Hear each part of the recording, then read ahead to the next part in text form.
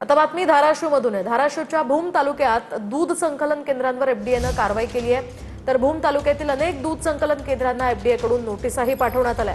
आरोपी गोडगेटच्या कंपनीतनं 200 जणांना संशयास्पद पावडर विक्रीची नोंद करण्यात आली आहे। भेसळ प्रकरणी एफडीएच्या कारवाईमध्ये 7 जणांवर गुन्हे दाखल झाले, तर इतर आरोपींचा शोध सुरू आहे।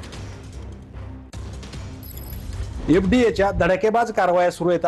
मी आता भूम येथील हाके प्रोड्युसर जी दूध डेअरी आहे त्या दूध डेअरीवरती आहे आणि ही दूध डेअरी जी आहे यांचं संकलन जवळजवळ 22,000 लिटर दररोज असं संकलन आहे। मात्र एफडीएनं या ठिकाणी कारवाई केली आणि यांना नोटीसच्या माध्यमातून सांगितलंय की तुमचं संकलन जे आहे ते तुम्ही थांबवा। त्याचं कारण असं आहे की यांच्या काही त्रुटी आहेत। एफडीएने जी आहे ती या ठिकाणी कारवाई केली आणि यांना सांगितलंय की तुमच्या त्रुटीची पूर्तता होईस्तोवर या ठिकाणी तुम्ही दूध कलेक्शन जे आहे ती बंद करा।